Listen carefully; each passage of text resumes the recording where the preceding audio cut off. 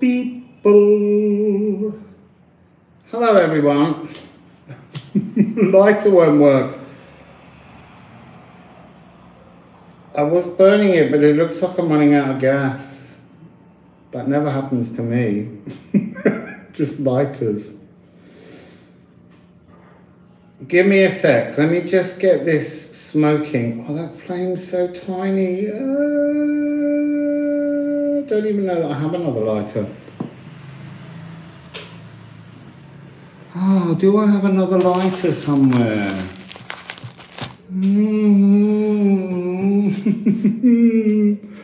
It's doing a pour smoking. Let's have a look. No, I don't. Let's shake it. I can't hear anything in it.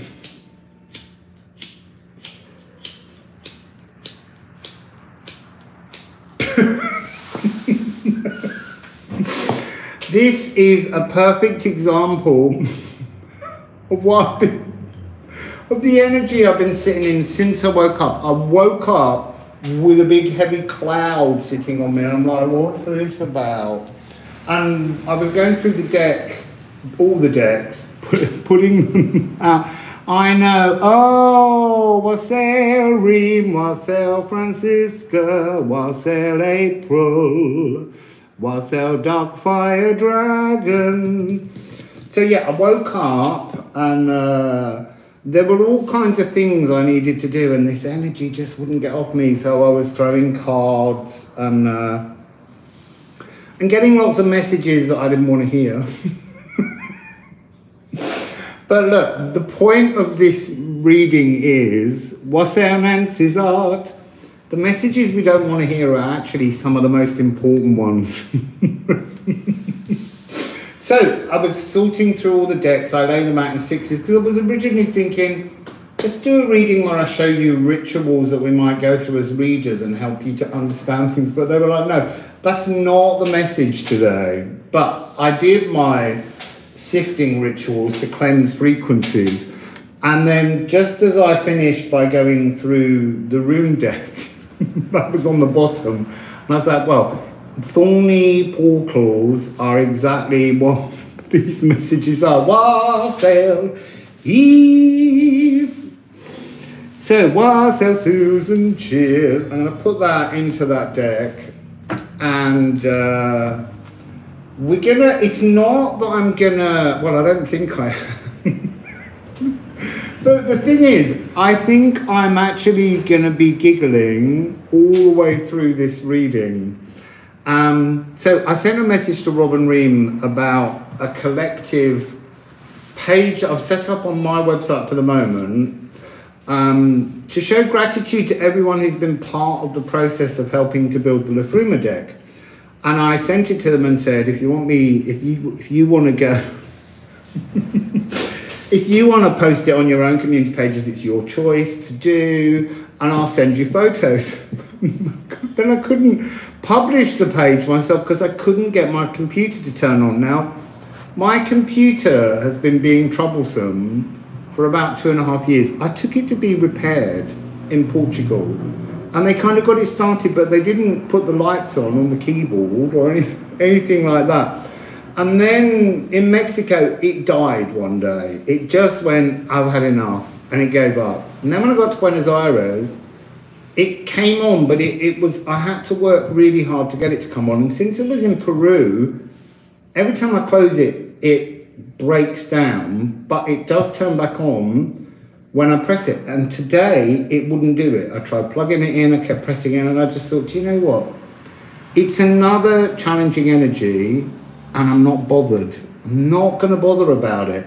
So I sent them a message saying, I'm not gonna send you photos because my computer's died. And then at the other side of the room, it woke up and turned itself on. Whether it'll come on again, because I just turned it off then. I was like, not interested. You're not going to play ball, I'm not playing ball with you. Can't be bothered. So, I've been giggling a lot since I went through these energies. Now, I've been channeling lots of information, and it is interesting that I started writing And then I turned the page and I realised this book was originally laid out for me to write all the rune poems in.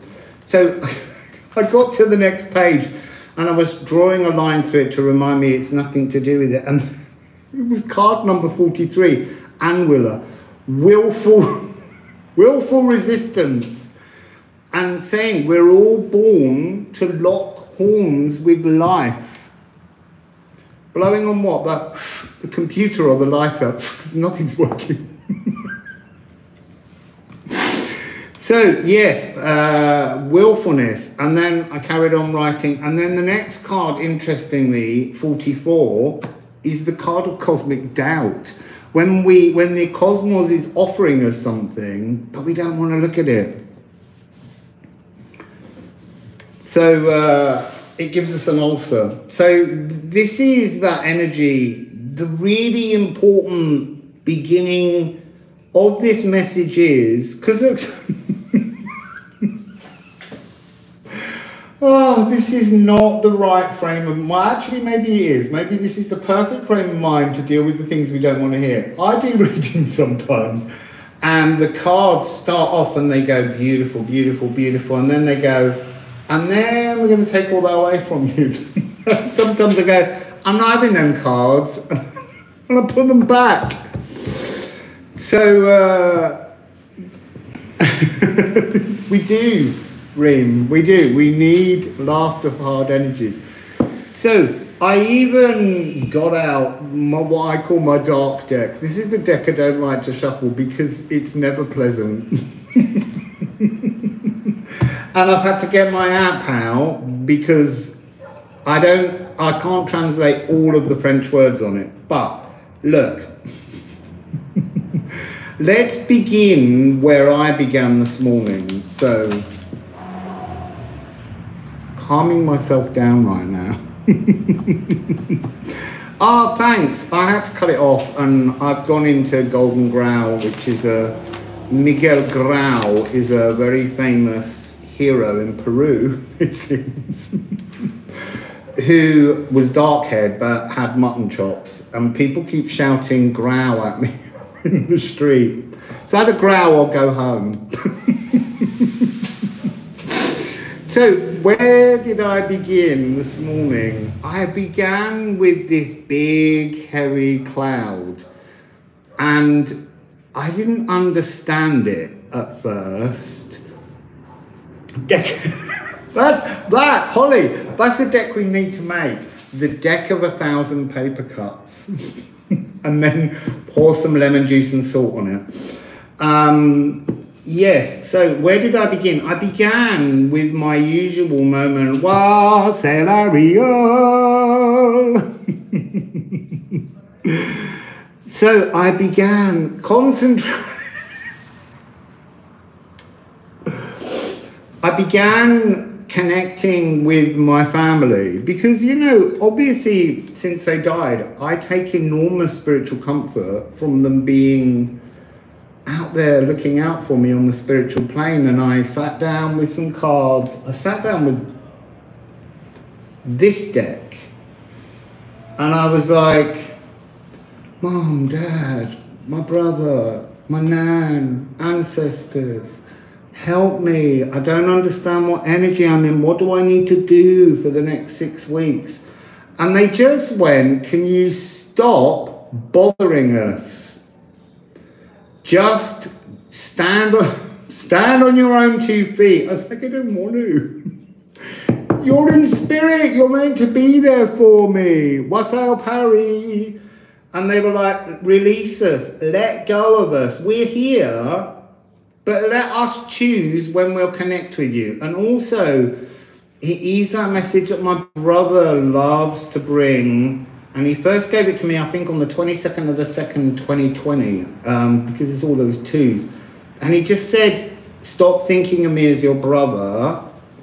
Release me to be the next soulmate incarnation that we will be in another existence. And I was like, but you're Mum and Dad. I don't want to let go of that energy yet. And they were like, let go of it.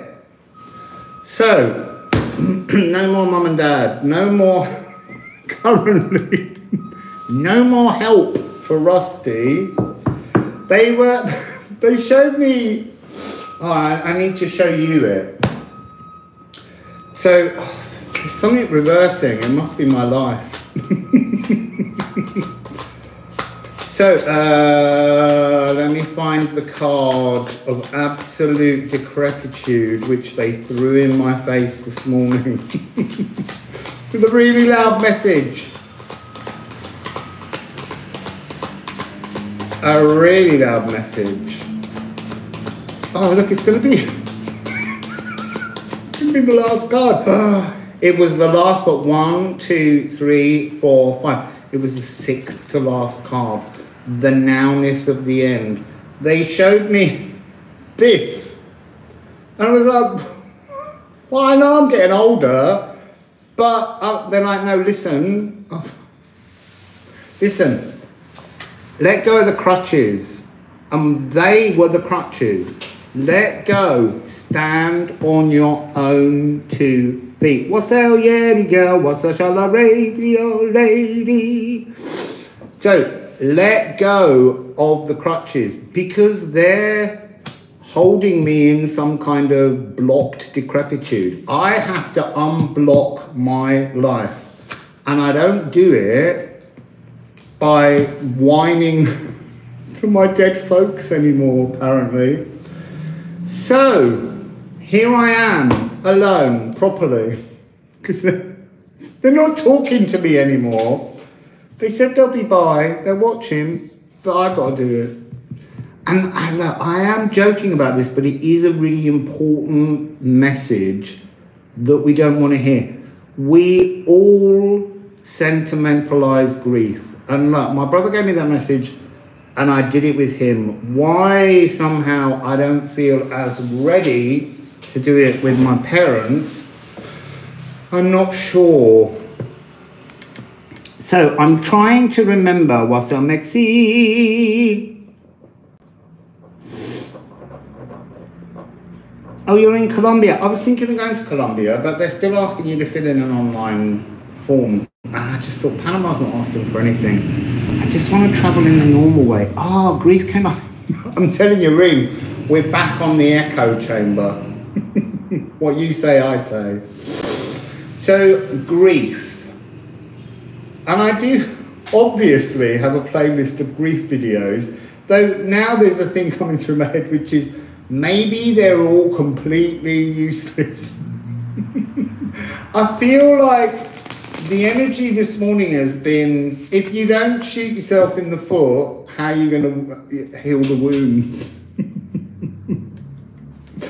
So, look, I've got this Thoth deck. And we are going to, we're going to shuffle them and we're going to read and channel some messages. So funny right from the beginning. What does it begin with? The Ten of Cups. Emotional satiety.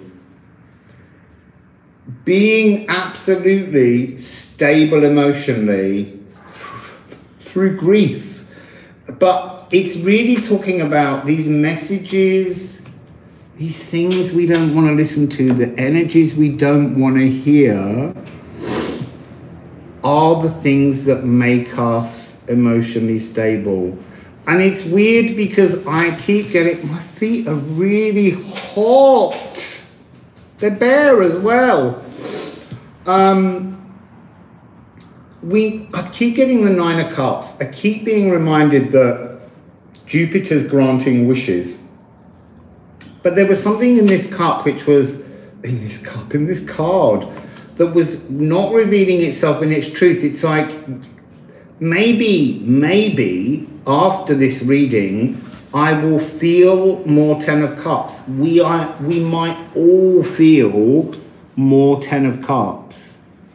But we've got to go through some kind of acceptance of difficult energies. You know, from the point when I lost all my teeth, the tower kept coming out. It came out when he'd done the... Well, no, let me go back. Let me explain how this one works, Spirit. So, what happened was, I said, I'm going to have these implants card, Spirit. Is this a good idea? And Spirit was like, it's the best idea you've ever had. This is a perfect thing. They gave me all the encouragement. And as soon as I had it, and I was in so much pain, I shuffled the cards and there was a tower, and I was like, give me a tower moment now. And they were like, if we'd have given you that tower moment before, you wouldn't have done it. We planned this, and that's interesting. I have been picking up the energy of how every soul is part of that Lifruma Elven Ring frequency that chants stability and form and love into everything that exists, even the most horrific things. And there's an energy there where ancestors scheme. It's this look, we're not doing a normal reading. We're doing what's it make you think of. In this deck,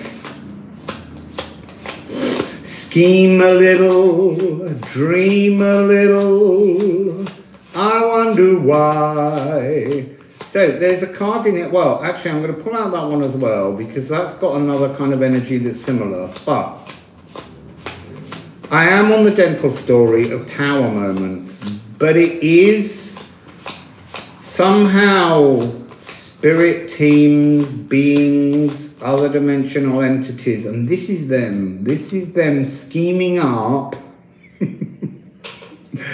how to bring you a tower moment. And look, this 6 is you on the back of a horse with spirit, and spirit's riding you directly into your own personal towers that they've made just for you. Because look, pain is the teacher of growth. We really do awaken through pain. Actually, Reem, that's what I loved about your reading in Scorpio, was Stinkness came out. And you were like, Scorpio, you are sniffing out pain. And that's the truth. We do need to sniff out the pains in our own bodies so that we can transform them, because otherwise they fester. They're like that stinky bog that was in my Scorpio reading. Oh, I think it was in my Scorpio reading. So, I had the dental problem, and then it hurt, and I thought that one of the implants was coming forwards, and I shuffled the cards, and there was another tower moment. And then I went to the next stage, and there was another tower moment. It was just the endless tower moments that are a gift from the gods. And they just kept rolling. And then because you roll into that energy, you begin to have doubts. For sale, Kirsty. You begin to doubt you begin to doubt all the things. And what those doubts are, they're old echoes in your DNA that you're programmed to tune into until you decide to let go of them. Now, I'm not saying that the only way through life is actioning Wasau Hannah. I'm not saying you can PayPal me, because I need money, people. I have to admit that.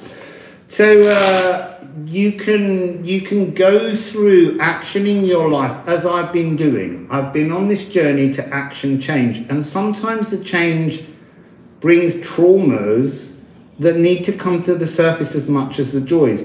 But there are moments, there are genuine moments, though they are rare, where that Lifruma love frequency comes down and gives you a great big lucky kiss.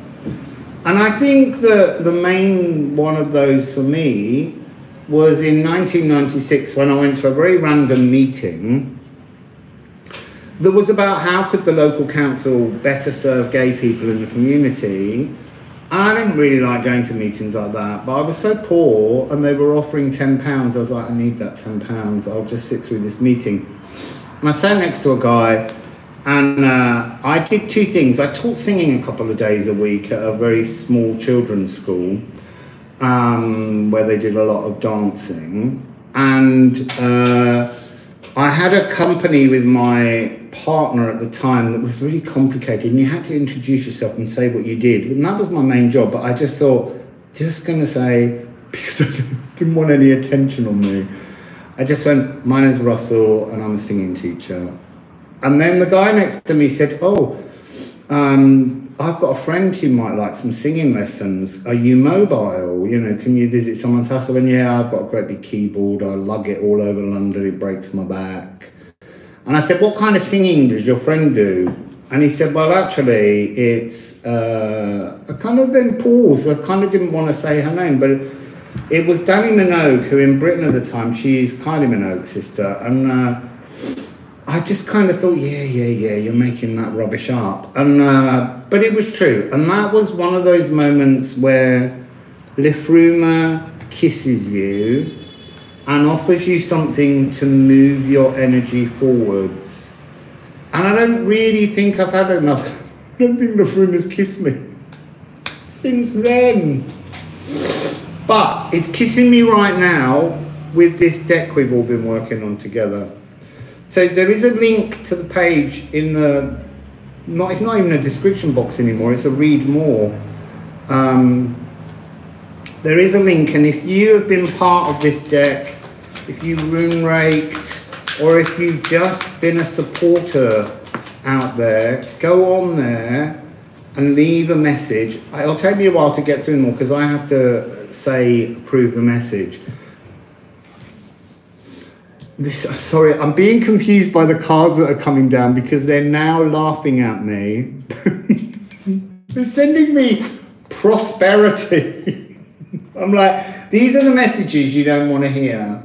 Emotional stability and prosperity. The sense of a home. And that one's a real, this is a real tease, because if I just sat there, what's that, Rob Odinson? I want a home. I'm tired now of being homeless and just traveling around.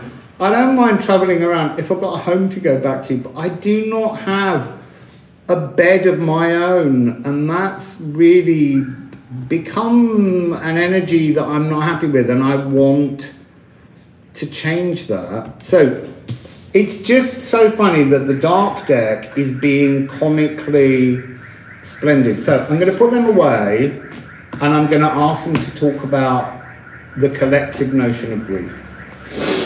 So, might have to go and blow my nose. Right, so now we're getting there. I was like, it's another 10. Look, this is obstacles. Obstacles, grief is an obstacle. But what is it an obstacle to? What is grief? What is grief? What is the obstacle in grief? There's an energy here that's hidden. So the Queen of Batons, it's like, and she's in reverse, and this frequency is coming across as a hidden energy. It drains your fires. It pours tears on your fires. Grief is a really transforming frequency. And then we have two more. Attente. You see? Don't know what that means. Gonna have to look that one up. So I've changed my thing to French. A-T-T. Oh, I didn't change the actual. Oh yeah, it's on French. A-T-T-E-N-T-E.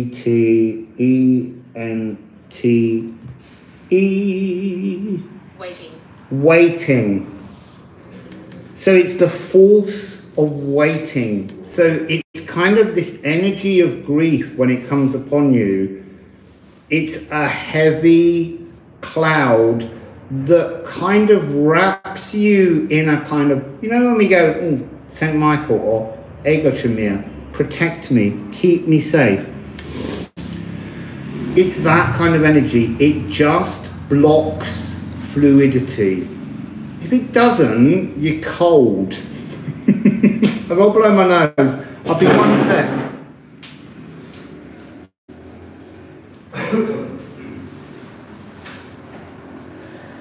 You don't need to see me blow it. Don't listen.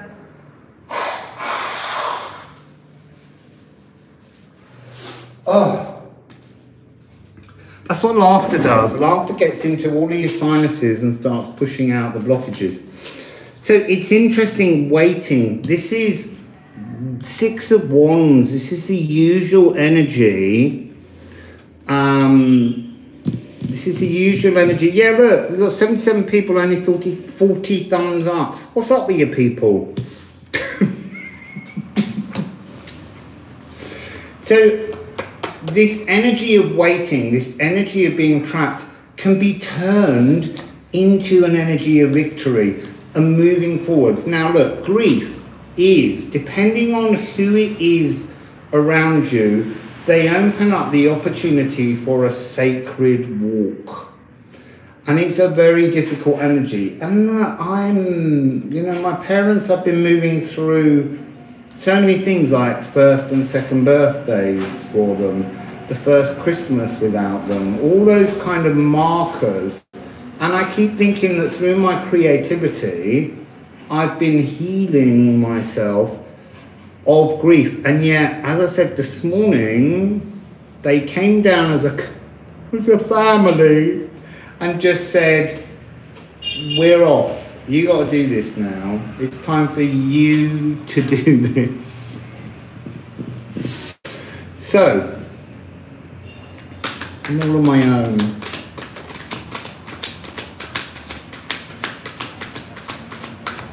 I know you're all there for me. You're my new family. Oh, 3-3. Childish enterprises. Yeah, I think what that's talking about is how when we go on a grief walk, we kind of, for me with my parents, and it might be for you if you've lost parents or someone who is your partner, you go into a kind of childlike shock, a grief. There's a lot of the fires in this reading that are being taken ever further back, being reduced. How long do you want to keep that reduction? And when are you ready to embrace the strength that's actually promised at the end of your understanding of that loss? It's a difficult energy.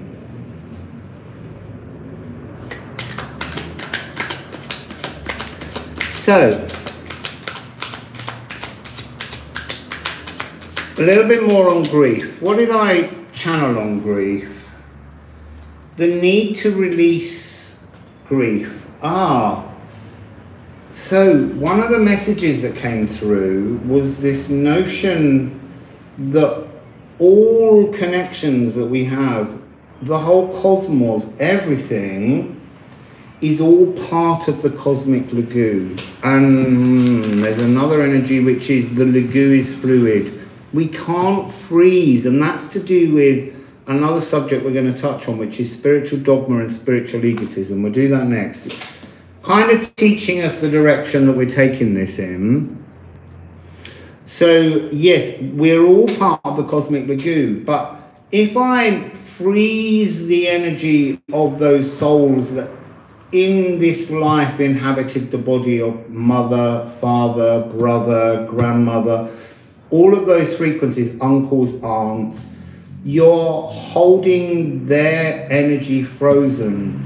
You're not allowing their power to work on your behalf if you keep them frozen in your own selfish grief lagoon. You have to do it to begin with. Please don't get me wrong, That is where we start out.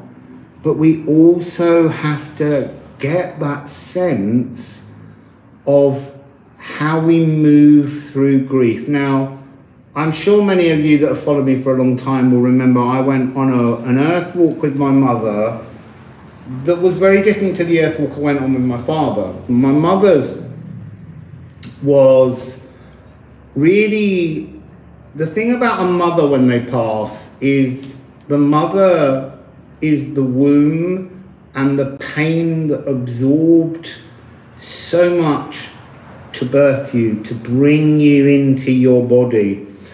And then my father's energy was much more chastisingly playful. He wanted to remind me that I was a child.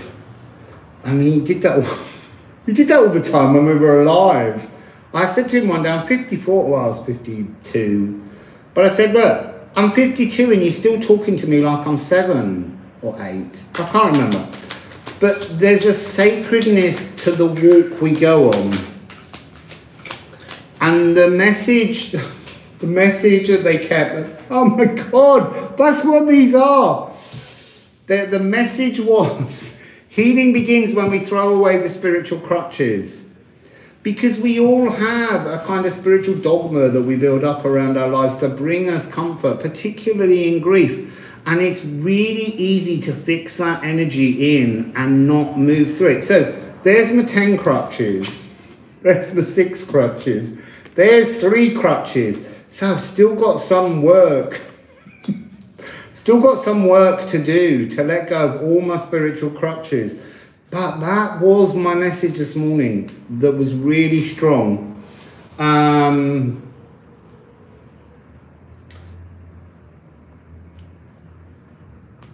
So there's a message that goes in with this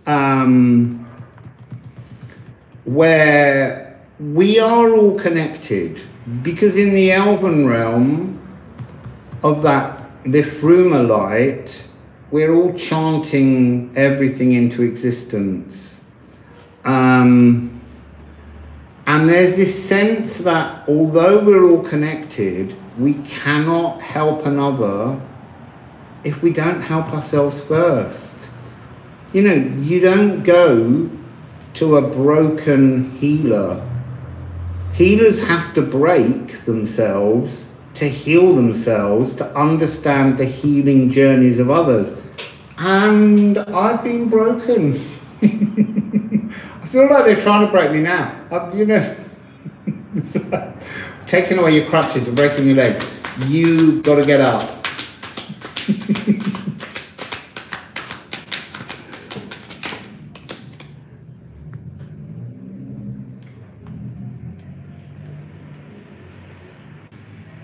So look, what is healing is the 2 of Cups. It's love. And this is in the right way up, because in the reverse it's desire. This is about the application of love through grief to transform tears. Tears, I've always found it myself very easy to cry tears of joy. I find it much more, well, actually I find it almost impossible to cry tears of sadness. And the tears,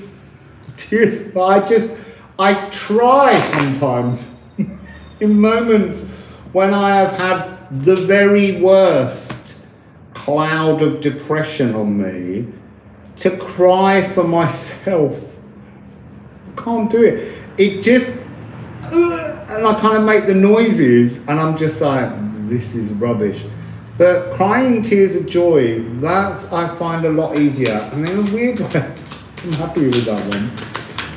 So this grief, what's the final message after love? Oh my God, they brought back all the crutches.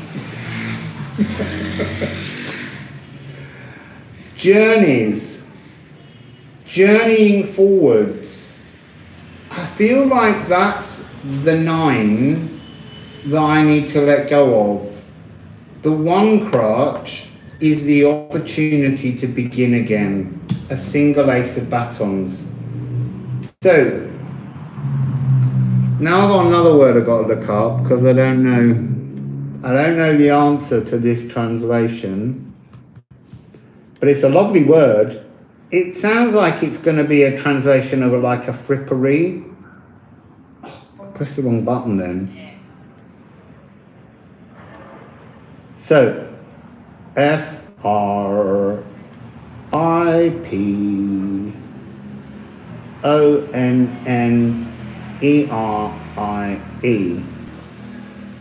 Thrift store. Thrift store? That's not right. A fripponery. I think that the joke that's coming through here is almost the energy of spirit, just that laughter, that need for laughter. We see grief as such a massive loss, as such a trauma, and it is. It hurts. But eventually,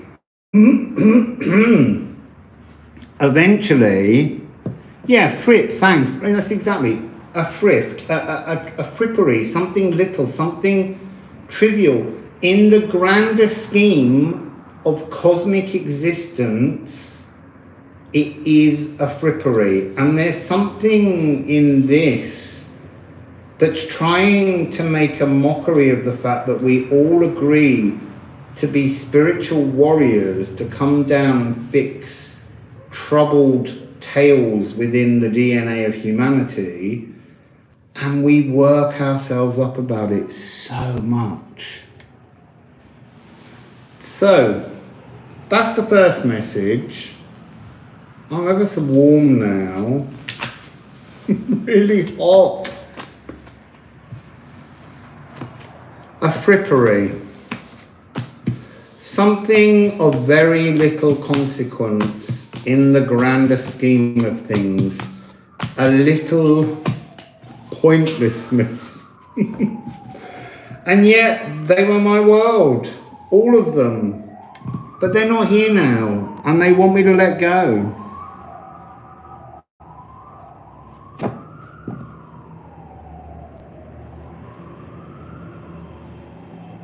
Oh, you're stuck in France. Well, it's perfect. You're my French translator then for today.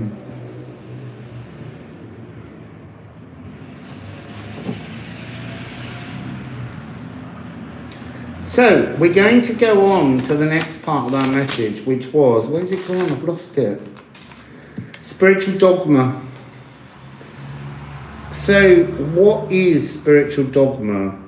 It's kind of an energy that has grown for about, I would say, 120 years.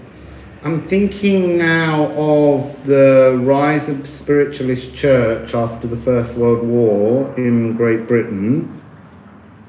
Wassail Corey!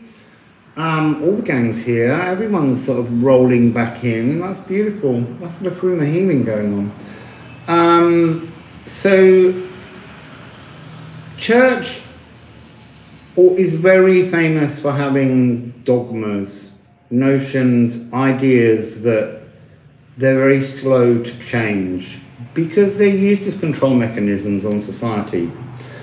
After the First World War, there were very many people who lost children and loved ones in the war, and they never got to see a body or bury a body. And so the spiritualist church grew out of the need for people to connect with lost loved ones. And so that began with the Theosophical Society to kind of bring a new rule book, I feel like I'm not supposed to deliver this message, or it's a difficult message to bring up. And that's been part of the energy all morning, was like, you got to sit and deliver this message. And I'm like, I really don't want to, because it's got some dark energies, like it will transform everyone. It will transform you. It will transform things. So this notion of how slowly over time dogma gets created, it was important in order to step outside of that realm and have individuals connect to the dead. It had to be framed in a Christian church for it to have any kind of acceptance. And then slowly other dogmas begin to build up, other ideas, other rule books, and we're all caught, especially when we first have our awakening. It's very easy to be led down pathways by other people who have settled into their own spiritual dogma and spiritual egotism, because that's a really troubling frequency, and we all go through it. You know, everybody needs to feel special, and we are all special, but you don't need to feel superior or better than anyone else. You just need to feel that we're all the same, but we're all experiencing life with different opportunities and structures around us and dogmas around us that are informing our society on how we live. So let's, I don't want that deck now. I want a pretty deck.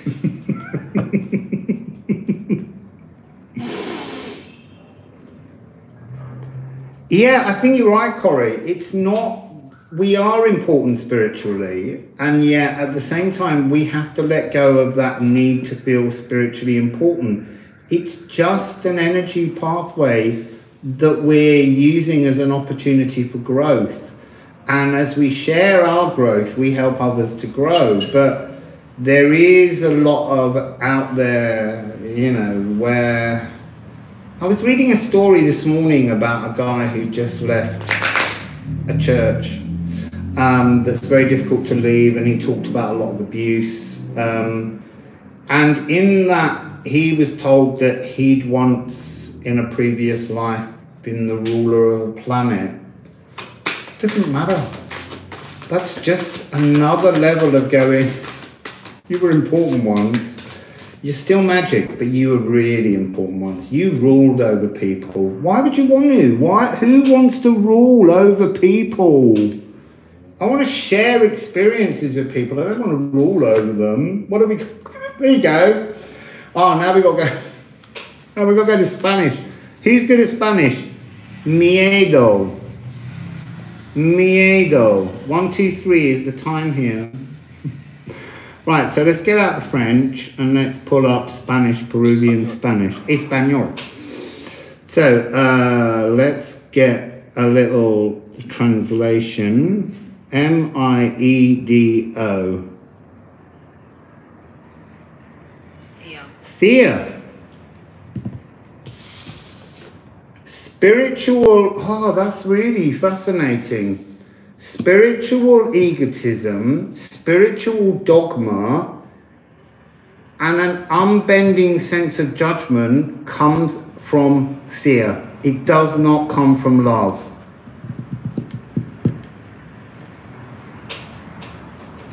What else do you want to tell us? These uncomfortable messages.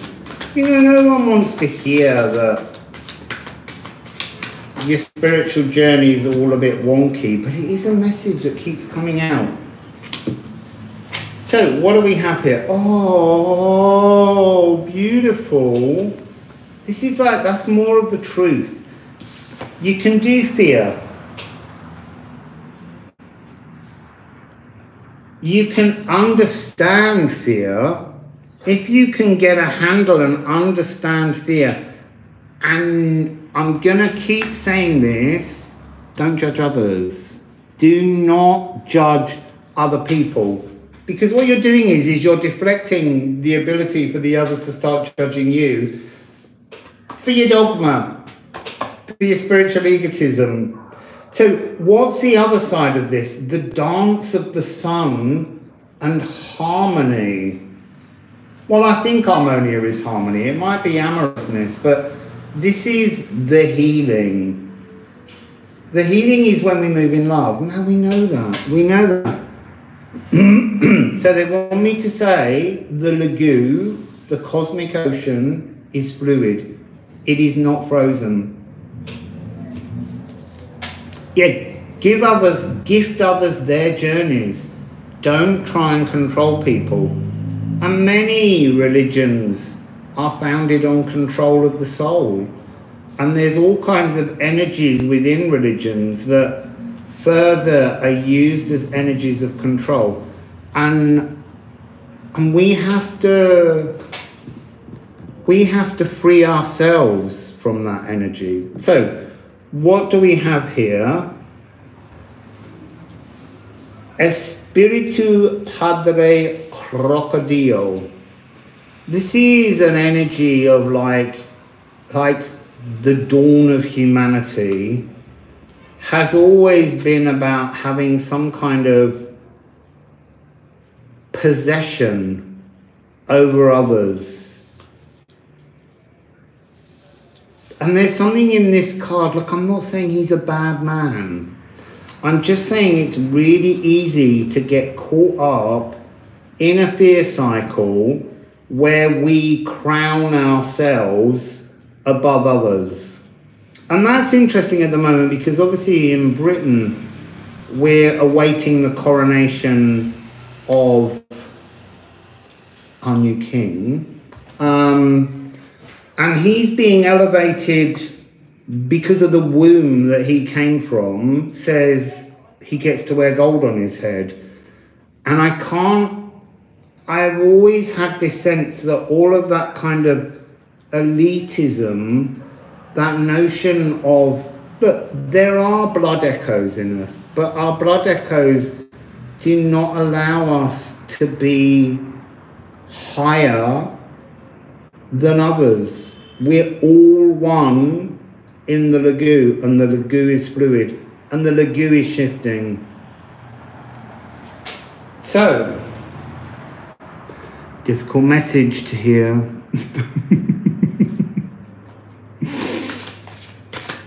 Yeah, free the S-Elf. Because that's my version of spirituality.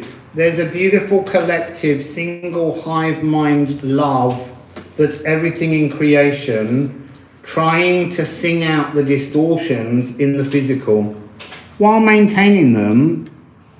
Yeah, I want to swim in the lagoon. Near Cathay, there's a place called Laguna Beach. And we quite often titter about that. So what do we have here? It's kind of falling into two energies. This is the playfulness of fire. This is the playfulness of spirit. This is riding again, it's a snake. Snakes are very fluid in their energy, but in physical form. So riding the joy of spirit in physical form. Life is a helter-skelter. And every time you reach the bottom of that exciting thing and you're all thrilled, you run back up the steps and you do it again and again. There was another channeled message about the last few miles are the hardest and most testing. And yet, here we have the Shaman of Clouds. So this is the energy of flying above our fears. Look, I'm not saying we're all good at doing that. I fly above so many fears, and then all of a sudden you wake, like this morning, and just all that heavy energy was just sitting on me, waiting to be cleared. I wonder if my lighter will work now. Why do I not have other lighters? I thought I had a second lighter. Give me a moment. I thought I left one in the bag with it. For emergencies. No. Oh, I've got Palo Santo oil. A little bit of Palo Santo.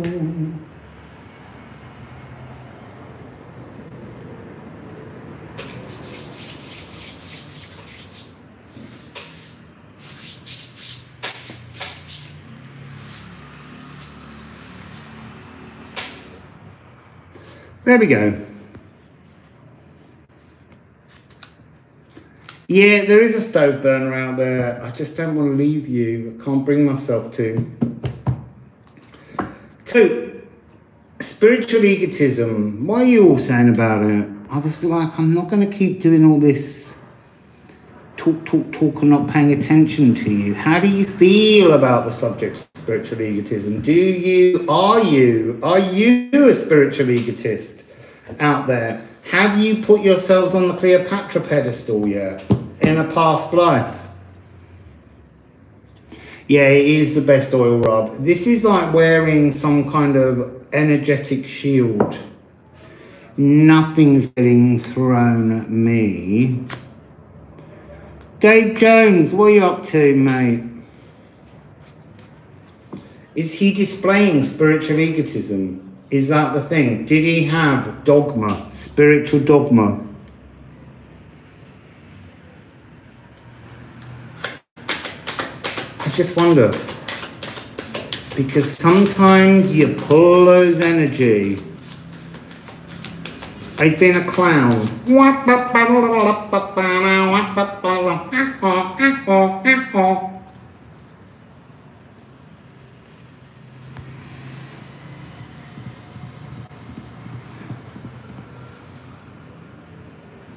You are truly humble, Rob. That's what I love about you.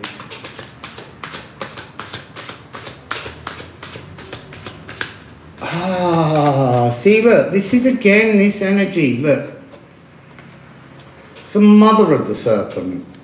And again, this is just talking about fluidity.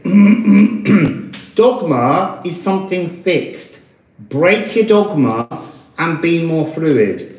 But don't, you know, I've said this before. Did I do it in a reading the other day? And I always talk about how I feel very often, and it can be your own dogma if you want to hang on to it, but it's a dogma I broke a long time ago for me. I don't think about past lives that I may have lived on earth. Somehow in my mind, even from very young, I knew I'd never been here before. And that's not spiritual egotism. It's just kind of a practice to not get hooked in to the danger of thinking about other lives I've led here. So when I tune into what might feel like past lives, they're either in my DNA or they're in the collective consciousness, and they're here to show me an energy frequency that I can transform.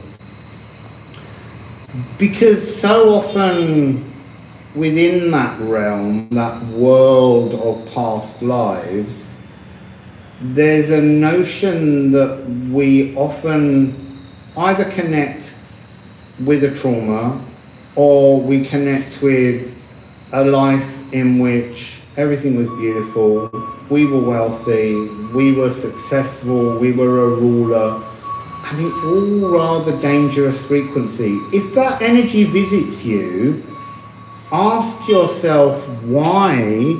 What does it mean to be a ruler over others? What's lacking in your own sacral satisfaction that you need to control others?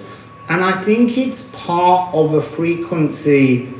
If we are to accept that we're all a God aspect, that we all witness and create the world through our own eyes. I went on a journey with my mum, well, at the time.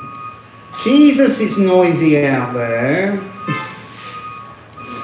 I went on a journey where I was asked to consider what it means to be God, to be Source, to be the single.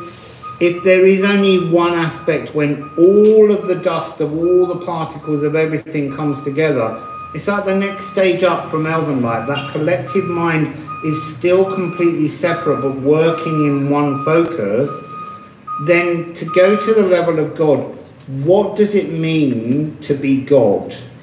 And to have the knowledge that everything in creation was made by you, how does that feel? How does it feel to you? What do you think it would feel? Right, Any ideas? What I would say is, yeah, it's a genuine cacophony out there, Holly. I would say that what I concluded, yeah, it would be terrible, Kirsty, exactly, because it's lonely. And that's the notion behind creation, is so that all the myriad energies, possibilities, stories can be told individually. And it's like you're God and you're lying down and you're hearing a nice story being told to you at night. There are these echoes that we have in our lives that fit into those frequencies. But you have to remain fluid. You have to be playful.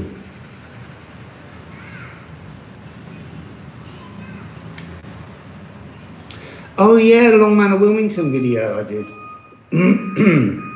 He's a big portal.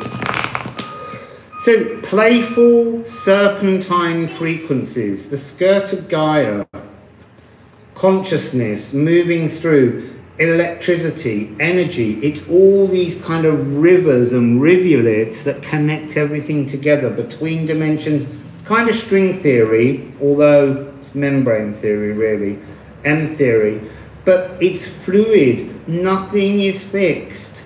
And that's the trouble with spiritual egotism. Firstly, that it becomes hard and fast. And I think in the last 40 years, and this came to me recently, how the intention of the spiritual pathway has been to connect with this.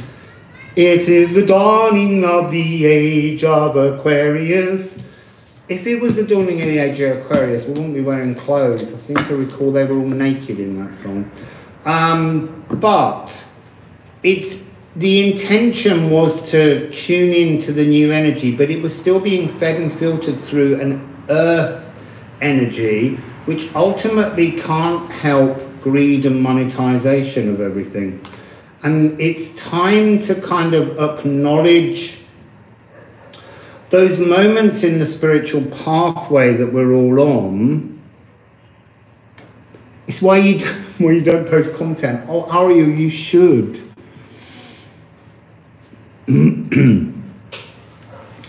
So yeah, there's a reworking. I feel many of the well-intended, the good intentions that paved the way forwards soon ran into boggy ground with greed and monetization. You know, I've written a book, and if you just read it, your whole life will be better. No, it won't. It really won't. My life will be, because you're all paying for the book. Thank you very much. So, we need to rewrite the whole of our spiritual dogmas. You know, we need to understand that some of the things are just spiritual cul-de-sacs that we're caught in, and we need to move through them. So, for me, I always say, I've never lived here before. It's my first time on Earth. And then I always say, all my past lives are in the future. This is the furthest back in time I've been, so that I don't have to anchor any shit from the past into my now. And that has just reminded me of the next part of this journey. So the next part was about the future grip, the grip of the future. And actually, this was chimed to me really clearly by Reem's Scorpio reading that she just did. She channeled the Grim Reaper. He's still here, Reem. Don't want to overtalk your own stuff, but she channeled the Grim Reaper standing in front of the door of death, and she asked the question, what is death's door? And the Scorpio in this energy, you were the Grim Reaper standing in front of death's door. And what it means, and it is so true, and that's the energy, is that the future is when you release aspects of your now to enter into that door and be renewed. And the most beautiful part, and I don't want to spoil it, but I'm going to, was when at the very end, the Ace of Pentacles came out and she said, that is what's behind death's door. And that's the truth of it. This frequency we all talk about of, sorry, Reem,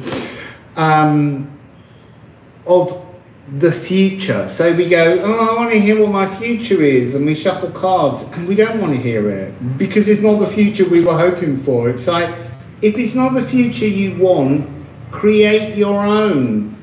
The future now. And that's been an energy I've been picking up recently. There's a lot of research at the moment into the perception of time through the languages that we learn at birth, and how many bilingual, trilingual, whatever else lingual, but not cunnilingual, whatever languages they speak, it gives them a different perception of the speed and the direction of time.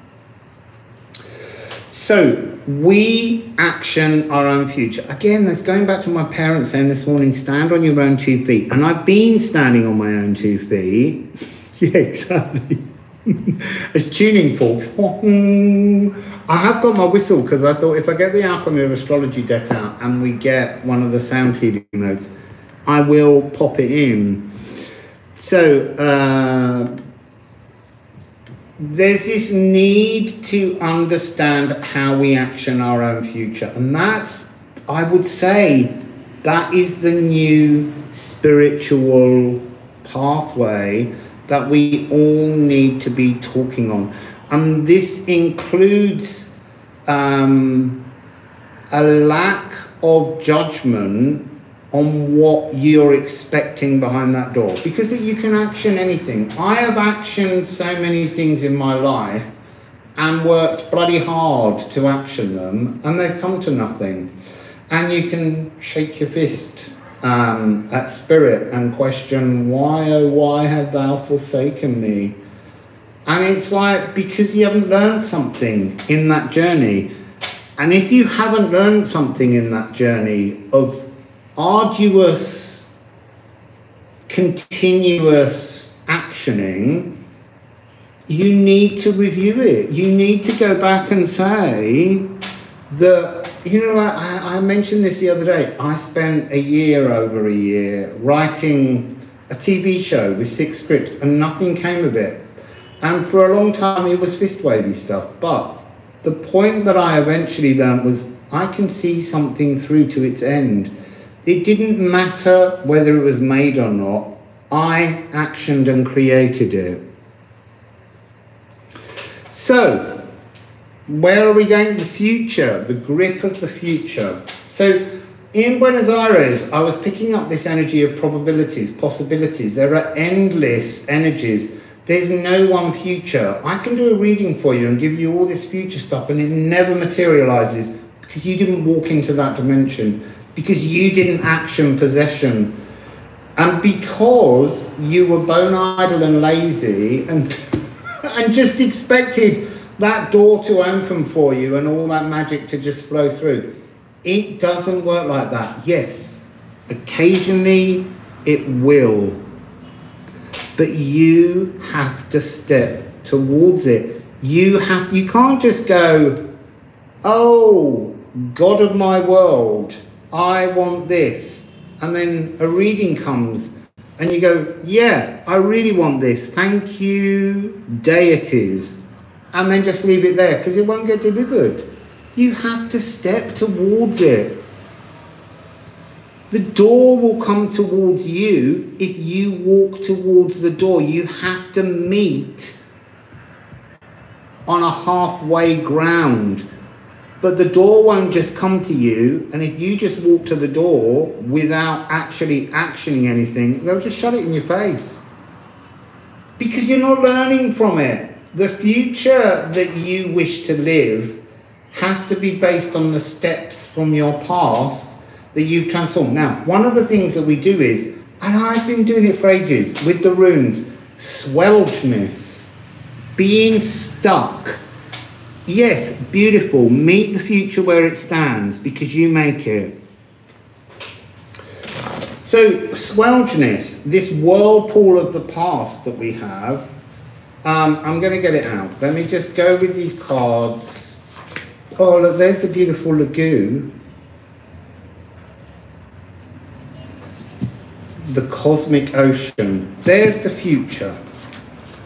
Right, we got Norns. We got the Norns working with us. Let's get the 3 Norns out.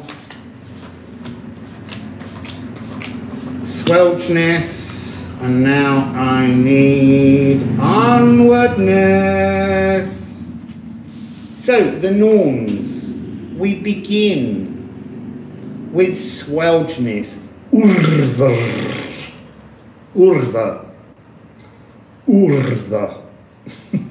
All have a go at saying it. You can say Urda. You can say Ura. You can say Urda. You can say these cards feeling a little naughty. I'm feeling a little naughty because you know what? They're armed with needles. Pokey needles. So, this is the past. You can say these words, these Anglo-Saxon words, however you want, because it doesn't matter how much research anyone does, they've got no idea how you say these words. It's all guesswork. Because we don't know how people spoke that long ago. We haven't got recordings of them. So this whirlpool, and swelgeness is the Anglo-Saxon word for a whirlpool that we get stuck in. We anchor into our traumas, and if you don't unhook those anchors, you cannot bring yourself into the now, the onwardness. And this is, if you see her name there, Verdandi. Verdandi. But you can say it how you want. You can say Verdandi. So you can't exist in your present if you've got massive traumatic anchors holding the past, because the trauma of the past will not go through that doorway.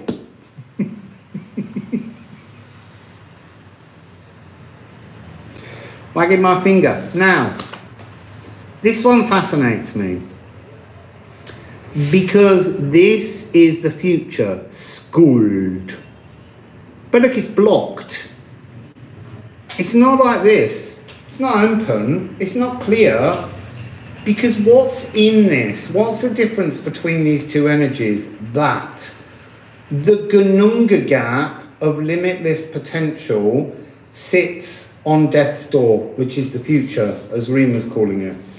And that limitless potential is full of so much that it's kind of got thorny briars, the thorns of the blackthorn tree and the slow fruits.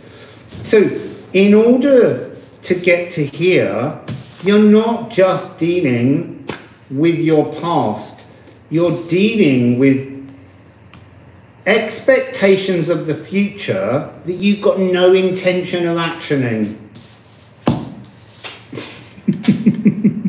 Go free yourself. So let me go with the runes for this one. Let me put that down. Oh, putting them upside down, putting them the wrong way up. The swelgeness is still in there. So what I often say about the idea of your future and how time works in this dimension that we're going through linearly is you are presented with a tapestry of your existence by the norms when you're born. And it has a set pathway. But you can change that pathway by actioning things. That's the point. It's the expected journey you're prepared to go on, not the actual. So you need to re-embroider your life to make a better future. First of all, you have to imagine it. Now, what are you imagining in your now, as you think about it, you're creating something out of the future. But you can't see it in the now because it hasn't been made. You haven't stitched it. Now, when it's been fully stitched, you will be able to look at that tapestry because it's now in your past. But at the same time, you're still creating a new one. So the only place that we can reside in this world, in linear time, is in a secure, stable, emotional, confident now.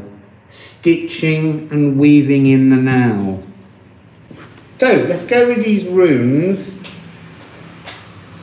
The grip of the future has got as many anchors of expectancy. It's like being pregnant and never birthing. It just keeps growing. So we need to unanchor the future and the past, and that will make the clearance for us to walk into a future now. So an example of language is the Germanic language has a way that you don't say it's going to rain tomorrow. You say it rains. It is raining tomorrow. So you put it in the present with a future connection. In English, we don't do that. So it's about our thought processes. When people say if you want to manifest something, if you want to make something happen, bring it into the now. Just bringing it into the now saying, I am rich, and there's a little part of the back of your brain goes, yeah, but I'm not. Because you know that that's not action. If you say, I am rich tomorrow, then you're bringing that energy into both of those spaces. But you can't lock it in with an anchor of poverty in the past. So it's a transformative way of considering your life and your world. I am reading everything, but I'm just like, I thought, I feel like I'm on one. And you have got lots of beautiful people there to talk among yourselves with and enjoy laughing. So what's this card that's come out? Look, there it is. Stenkness. This was in... No, you had Knafa blood scented that sent you off on that journey, but this is Nithhogir. This is when you think you are it.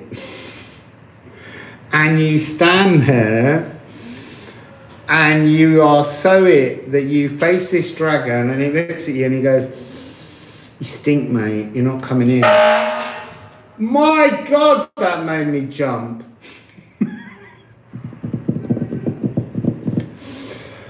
Last night, there was a really weird energy out there. They were all doing exercises, but they were also doing that real kind of like, and then they all shout an answer to it. And it was like listening to some kind of really weird cult. And then there was a group of women somewhere else that were singing this really gentle song in the most beautiful harmony. I was just like, and then it broke into screams. I was like, what the hell is going on? Yeah, it was a dragon alarm. Exactly. It was Nithhogir just going, warning, you're not coming in. So we have to prepare ourselves when we want to do this stenkness. I'm always doing it. Reem, you did it once. I remember you had a dream about the dragon and he basically said, bugger off. I'm doing it all the time. I think I have cleared out my past and my future to move into the now. And I'm all there, and then Nithhogir, through some kind of spirit. I mean, like this morning, my parents were the form of Nithhogir when they just went, stand on your own 2 feet, we're not helping you anymore. You've got the power. Yeah, that's right, they put you on fire. It's not the kind of dream you want. So yeah, being tested. Don't be tested if you really haven't actioned any transformation. The future. Now this is really interesting. This is the card that was called Cunning Healer, but it has become Health as we've gone through the deck and it's transformed.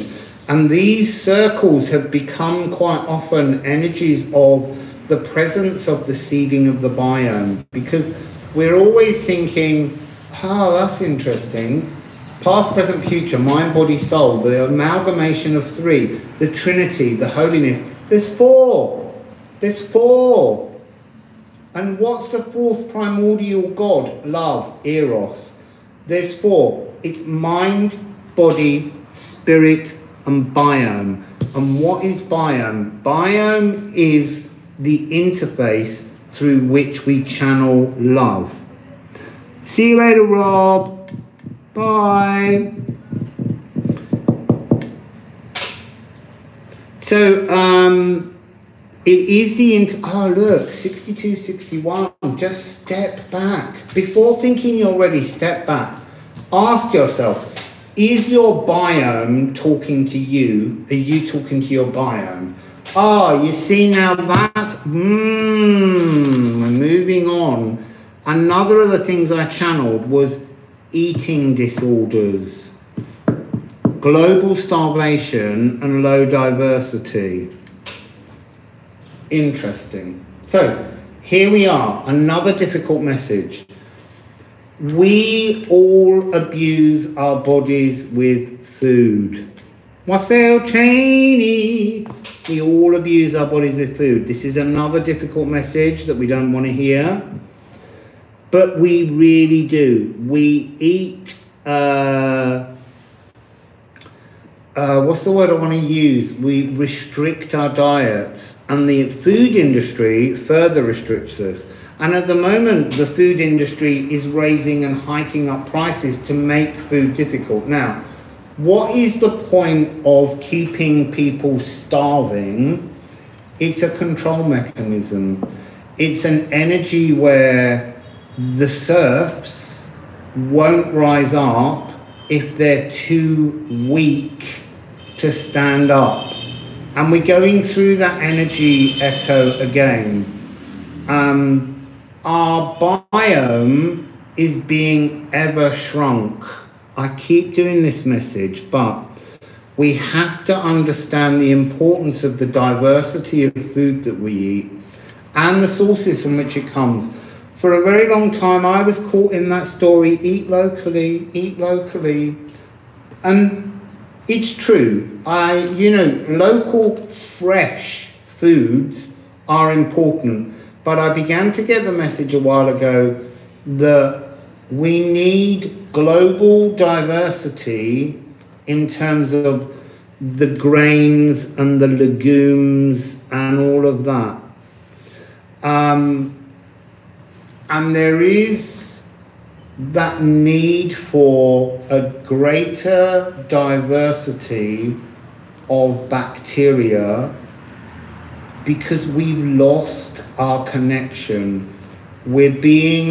Our bodies are becoming ill. So what is the biome? Recently I picked up an energy where the biome, there are more bacteria in your body and on your skin than there are human cells. It's a much bigger, dense frequency than we give credit to. And science is beginning to understand the importance of bacteria.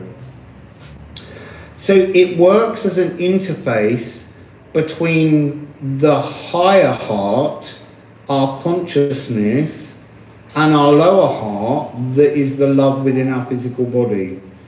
And so when we have a depleted biome, we are much less able to hear the messages. We're much less able to flood our entire bodies with loving generosity to ourselves and others.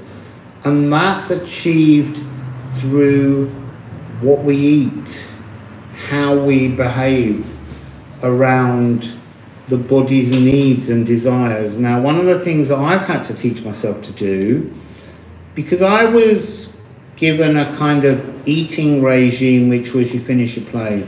Whatever's on your plate, you finish it. And so for a long time, I used to overeat by eating small portions. I'd serve myself a little, and I might have 4 helpings, but every time I finish the plate. And I've now learned to just serve myself food And if I don't want it anymore, just stop eating it. You don't have to finish everything on your plate, but you also don't have to be greedy. And for the first time in my life, I've felt able to enter into an energy of sort of like a kind of fasting, where the hunger only comes when I need to eat, rather than just thinking I'm going to have something to eat now, because that was part of an abuse that I was doing without knowing that that was part of my pattern. And it is really important to listen to what your body wants. My body doesn't always want a really complex meal. Sometimes it might just want avocado and bread. And I go simple. But I did also have a moment recently when I was eating something and my body just went, will you stop eating? And I literally, I went forward and I just spat out the food that was in my mouth, because my body was like, do not swallow this. Listen to us. So increasing the diversity of your biome will increase your physical and mental health, and it will allow love to lock deeper throughout every cell. The biome is the interface for love and health. It's ridiculously loud out there. Thank you. So, move your diversity, move your biome. See your biome as a horse that your consciousness rides within your body. You are your own kind of centaur, but you've got to get on that horse. You've got to be that horse. You've got to ride that journey. You've got to move your own life. I've got one more deck to come to. I don't know what the next message will be, but I might just let the deck talk. These are not difficult messages, but they are messages we don't like hearing. So what have we got here? I can see,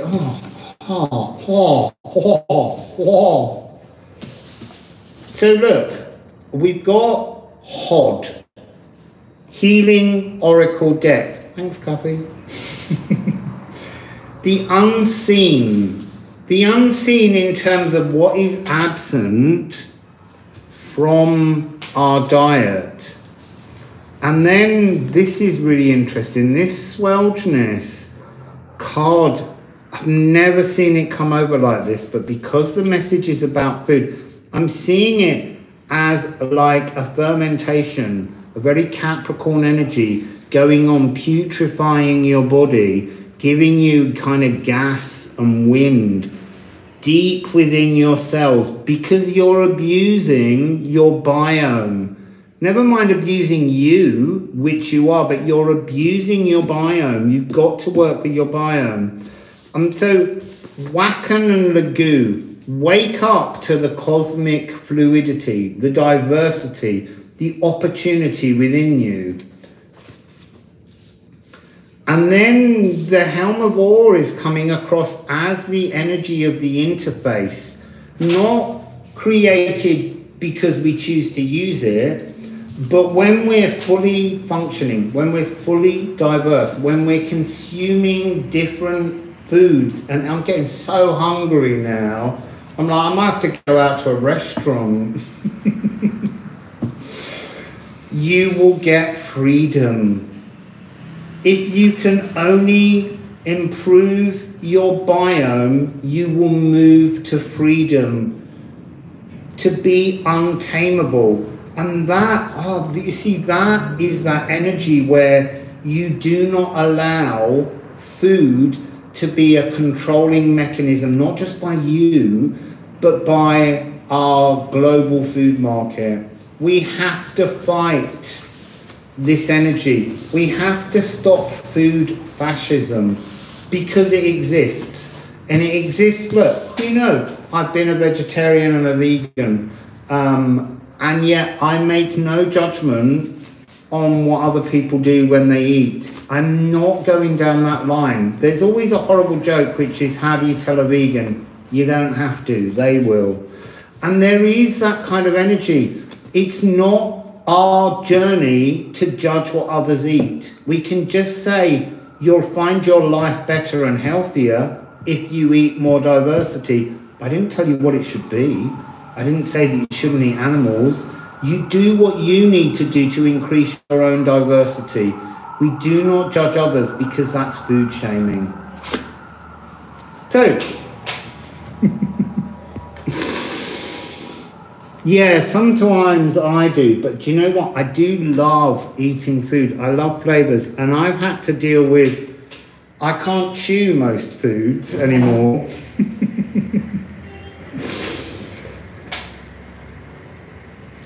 Yeah, I would go and have some cheese on toast if I were you, Rin. Go and enjoy it. I've got some lovely salt at the moment, Rin. You'd love on cheese on toast. It's a black smoked salt from high in the Inca Mountains, where there's a salt water source stream spring that comes out really high up, and it filters down into all these different salt pans. Wassail salt digger. I gum that avocado. It's the only thing I can do. I've got an avocado. I might have that. I've got some olive bread, but sometimes I have to break the crust off because I can't do it. So what are we looking at next? I don't know. I'm just going to shuffle this deck and see whether there's an uncomfortable... Is there an uncomfortable message in this Alchemy of Astrology deck? Is there a final uncomfortable message in this Alchemy of Astrology deck? It's just throwing all the cards at me. Maybe there isn't. Maybe we're done. I need to look through my... I need to tell you some of the other... Let me just go with this and just read you through some of the other things that were downloaded to just get through them.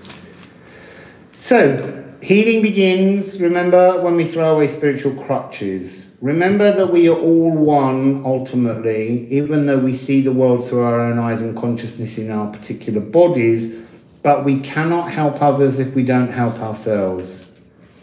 So,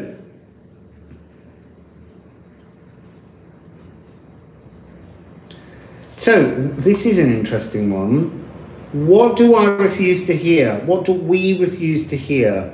That we are alone in our own heads, looking at the world around us, screaming ever more in despair? For a lot of us, that is what we see and what we avoid. But you're actioning that view. I action that view. I believe that is the world I live in. And the more you fix your world, the more you fix you, the more you fix your world. So you have to work out how to transform your world, and as more and more people catch that energy, the world will transform into that. Don't refuse to see suffering, or it will head into your journey, because it needs to be seen to be transformed. We need to acknowledge things to transmute them. Energy mantles and ancestral echoes, stories and frequencies that are stored in the earth. They really do exist, but they are echoes and mantles that we can wear at different points in our life to help transform our own worldview, our own inner view, our own celestial city. And global crises are to knock you from a frequency of love. It's so that we don't achieve a collective transformation. Another one which came back through, which is, what if I fail? What if you fail? A drop of doubt wipes it out. You have to believe your actioning heals your now and your future now.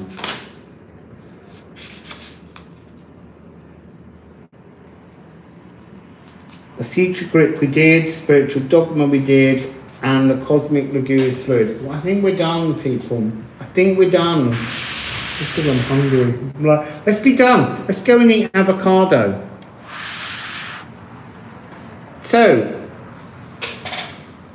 how was that, everyone?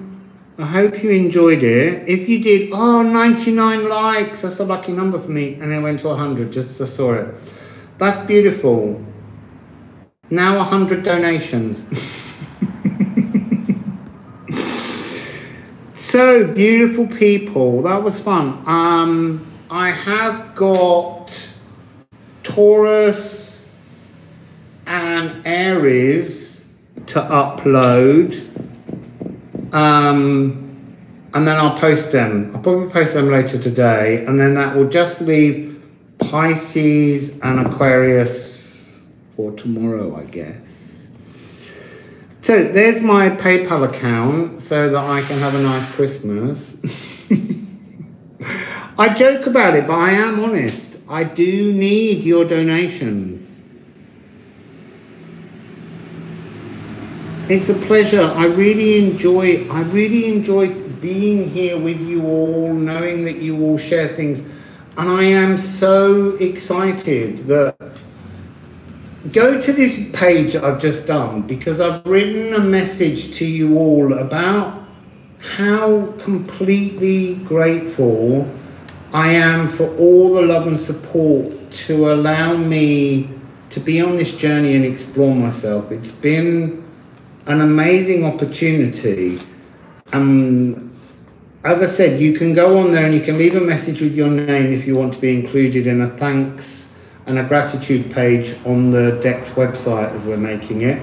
And if you made some Runeraker videos, you can post the link, because we're going to try and put all the links through so that we can all see the wonderful way in which this deck came together as a collective oracle, because it's really important to me. Or is that the link?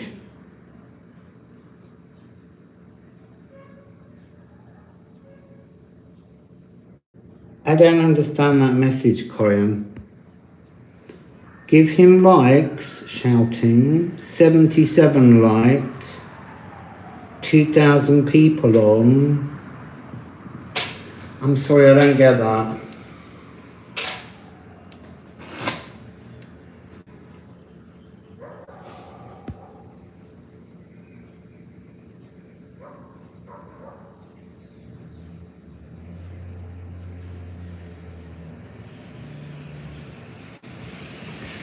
I don't get that one either, Brianna K. 23F with a 52M thoughts.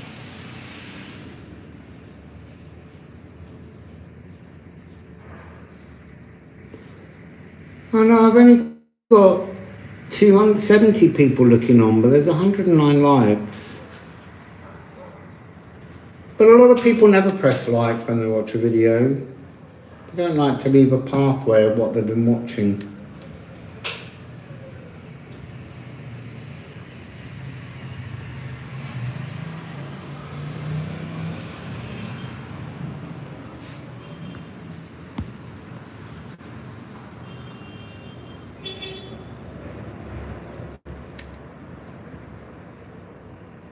A 23-year-old woman with a 52-year-old man is what she said. Who said?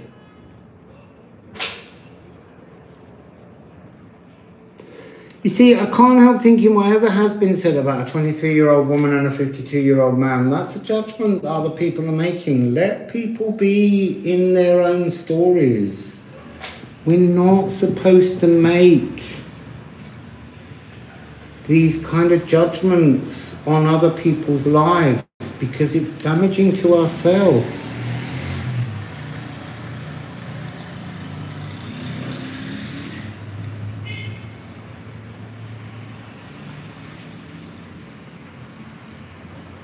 So, beautiful people, I kind of feel like I want to get to 99 minutes now. So, I hope you enjoyed the messages. I enjoyed being here. It was a bit waggy finger at times, but I needed to get all of that energy out of me, because spirit, or my higher connection to the cosmic ocean, felt a need to work with those frequencies. Oh, thanks, Once in a Blue Moon. I have a particular fondness for you, It's a very beautiful card, and it is about growth. And actually, as a deck, which you'll see when they all come out, even if you don't read cards, you can take a single card from that deck, and you don't have to use the poetry, but that poetry will help to inspire a healing or a philosophical pathway that you can explore in your own existence. Yeah, I did warn that people might not want to hear the messages. That is very true, because I didn't want people to moan. But you still get people that come with their spiritual dogmas and their judgments and their unbending egotisms.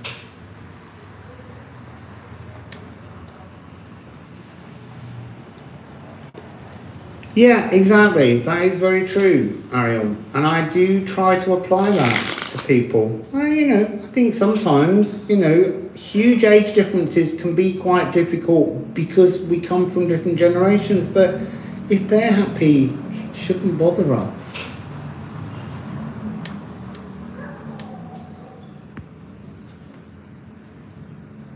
Well, that harder, more complex stuff will come, I'm sure. I think there's a lot of stuff that will come that's very tough when this deck comes out. This deck is not something that just wants to be sweet. This deck is full of really big pokey sticks to make you think about things to help transform. It's got some a lot of very powerful energies in it, and we're excited. We're all so excited. So, wassail, everybody beautiful. I've got to go and now go through the final proofs of all 78 cards before the go-ahead to the printer is given. So, have a beautiful time, everyone.